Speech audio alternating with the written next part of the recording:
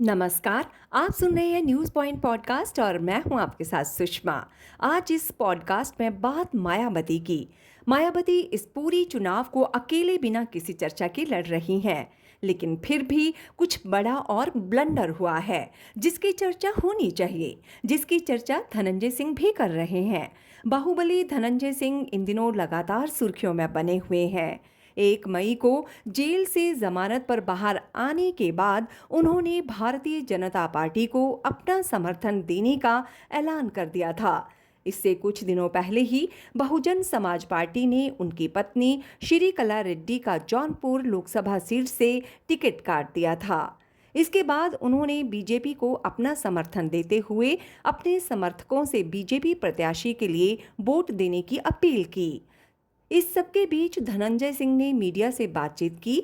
उन्होंने दावा किया कि बीजेपी जौनपुर में बड़े मार्जिन से जीत रही है।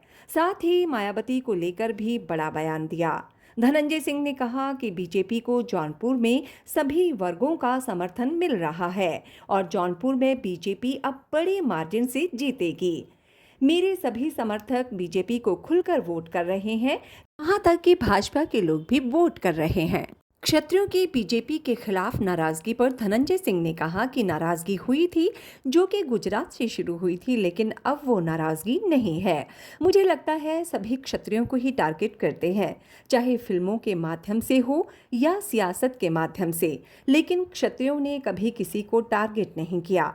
हम सोचते हैं कि हमें एक यादव अगर वोट देता है तो मैं 10 यादव का वोट लूं, लेकिन कई बिरादरियां क्षत्रियों को गाली देकर ही अपनी सियासत बनाना चाहती हैं।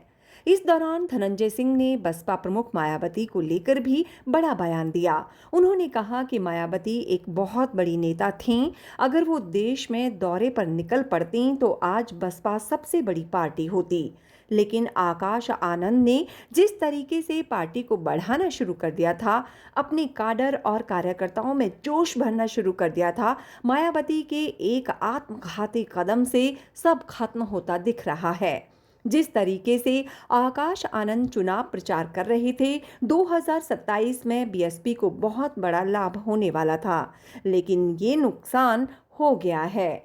मायावती जितनी जल्दी आकाश आनंद को लाए, उनकी पार्टी के लिए उतना ही बेहतर होगा। कुंडा में राजा भैया पर अपना दल नेता अनुप्रिया पटेल के निशाना साधने के सवाल पर धनंजय सिंह ने कहा कि अनुप्रिया जी ने जो बात कही कि रानी के पेट से राजा पैदा नहीं होता, तो इस बात का अब कोई मतलब नहीं है, क्योंकि राजा भैया ने उनका बहुत संयमित तरीके से और शालीन तरीके से बहुत अच्छा जवाब दिया। अगर किसी भी समाज के बारे में कुछ कहा जाता है तो उसे समाज को चोट लगती है। मुझे लगता है अनुप्रिया जी को ऐसा बोलने से बचना चाहिए था। सुनते रहिए न्यूज़ पॉइंट पॉडकास्ट, आपकी आवाज़।